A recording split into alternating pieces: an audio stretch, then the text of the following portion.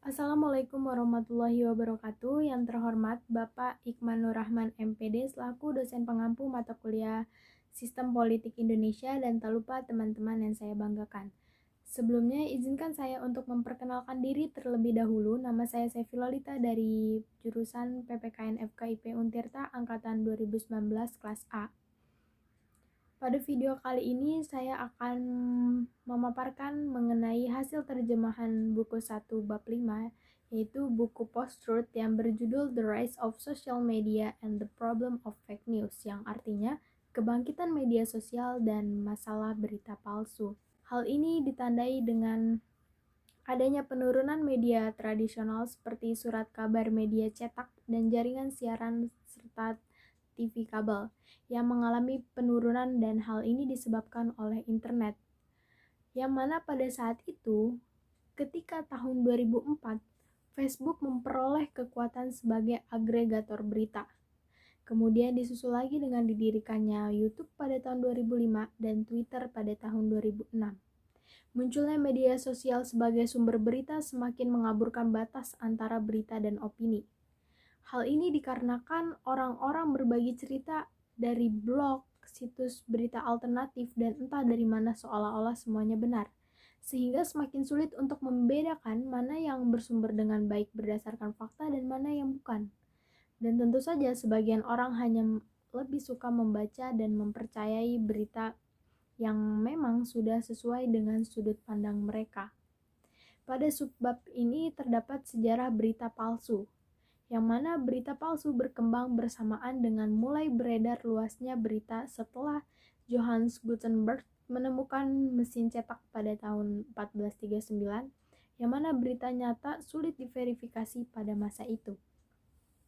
Berita palsu tidak memiliki konsep etika atau objektivitas jurnalistik. Berita palsu tersebut berlangsung selama berabad-abad, bahkan selama revolusi ilmiah dan pencerahan. Tepat sebelum revolusi Prancis, sejumlah pamflet muncul di Paris yang menceritakan hampir kebangkrutan pemerintah. Namun hal tersebut telah disingkirkan oleh faksi-faksi politik yang saingan sehingga mulai mendapatkan gambaran sebenarnya. Dan berita palsu terus berlanjut di Amerika seperti di tempat lain lama setelah itu, tetapi akhirnya standar objektivitas mulai muncul. Menurut Michael Suzon, dalam bukunya yang sangat jelas dan berwawasan luas itu, menemukan berita sama dengan sejarah sosial surat kabar Amerika. Yang mana hal ini ada hubungannya dengan munculnya layanan kawat Amerika pertama, Associated Press. Telegraf ditemukan pada tahun 1840-an, dan untuk memanfaatkan kecepatan dalam mengirimkan berita, sekelompok surat kabar New York mengorganisasi AP pada tahun 1848. Jadi pada sebelum tahun 1930-an ini, objektivitas tidak masalah. Surat kabar Amerika diharapkan menyajikan sudut pandang partisan dan bukan bersifat netral. Dilanjut dengan pelaporan objektivitas yang menjadi norma atau praktek utama dalam jurnalisme di akhir abad ke-19. Ketika AP berkembang, pada pergantian abad ada banyak penekanan di koran-koran terkemuka untuk menceritakan kisah yang bagus, seperti untuk mendapatkan fakta. Sensasionalisme dalam berbagai bentuknya adalah perkembangan utama dalam konten surat kabar. Yang mana ini adalah hari-hari jurnalisme kuning ketika maestro media seperti William Randolph Hearst dan Joseph berperang satu sama lain atas sirkulasi surat kabar. Jurnalisme kuning ini mengandung makna over the top atau skandal yang lebih tertarik untuk menarik minat pembaca dibanding menyatakan hal yang sebenarnya. Setelah munculnya berita yang dihasilkan web, gagasan jurnalistik kini di era kita ditantang secara serius, dan berita palsu menjadi kekuatan yang kuat lagi.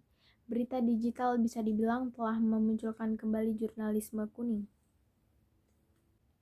Dilanjut pada subbab berita palsu hari ini.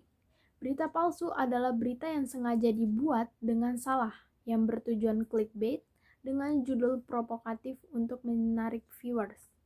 Beberapa pencipta berita palsu memperhatikan cerita yang disukai tentang Trump dan berita negatif tentang Hillary. Hal ini dibuktikan oleh Bega Latsabits, seorang mahasiswa yang berjuang dari Tbilisi, Georgia, dengan 2 teman sekamarnya yang mencoba membuat uang dari iklan Google. Awalnya memposting berita positif tentang Hillary dan menunggu uang masuk. Akan tetapi hal tersebut gagal. Kemudian mereka melakukan hal yang sama pada Donald Trump dan hasilnya berbanding terbalik, di mana mereka menemukan tambang emas. Mereka mengakui bahwa kisah yang paling menguntungkan ialah fiksi murni, dan mereka menyatakan tidak memiliki motif politik, melainkan mengikuti arus uang. Berita palsu adalah upaya yang disengaja untuk membuat orang bereaksi terhadap informasi yang salah dan tujuannya untuk keuntungan atau kekuasaan. Kemudian pada subbab masuk ke dalam lubang kelinci, yang mana sepanjang tahun pertamanya sebagai presiden, Trump telah mencoba mengeksploitasi gagasan berita palsu untuk tujuannya sendiri dengan mencap apapun yang tidak ingin dan dipercayai sebagai palsu. Dengan cara ini, orang mungkin berpikir bahwa berita palsu sebenarnya hanyalah kata lain dari propaganda. Dalam buku Jason Stanley yang berjudul Bagaimana Propaganda Bekerja, menegaskan bahwa propaganda tidak harus komunikasi manipulatif. Akan tetapi hal ini jauh lebih rumit dari yang dibayangkan, di mana sebagai sarana untuk mengeksploitasi dan memperkuat ideologi yang cacat. Sejauh ini Trump menggunakan beberapa teknik propaganda seperti membangkitkan emosi, merendahkan kritik, mengkambing hitamkan, mencari perpecahan, dan mengarang. Penipuan, manipulasi, eksploitasi diakui sebagai alat untuk menciptakan tatanan politik yang otoriter. Dan di bab 5 ini juga menjelaskan bagaimana cara melawan balik berita palsu, yang mana terdapat pada subbab melawan balik, yang ditemukan situs web pembawa acara talkshow konservatif yaitu Alex Jones Infowars, yang menyerang satu versi populer dan memposting grafiknya sendiri dengan cara pemeriksa fakta seperti Snopes, Fakta Politik, Cek Fakta, Washington Post. Nah, oleh karena itu ada orang yang mengklaim bahwa ini bias dan bahkan ada tuduhan versi berita palsu haluan kiri. Nah, bagaimana sih cara yang dilakukan atau hal apa yang dilakukan untuk melawan berita palsu tersebut? Yang pertama, kenali masalah sistemik dan lihat bagaimana itu dieksploitasi. Yang kedua, membajiri dengan berita aktual, karena hal ini dirasa hal yang paling realistis. Sebab tidak mungkin dan tidak akan bisa yang namanya kita untuk menghapus hoax, serta diiringi dengan berpikir kritis.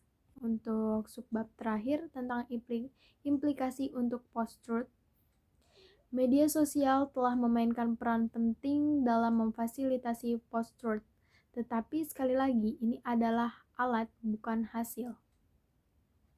Penyebaran informasi secara elektronik dapat digunakan untuk menyebarkan berita kebohongan, tetapi juga dapat digunakan untuk menyebar kebenaran.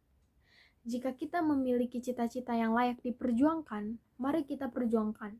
Jika alat yang digunakan sebagai senjata, maka ambil kembali.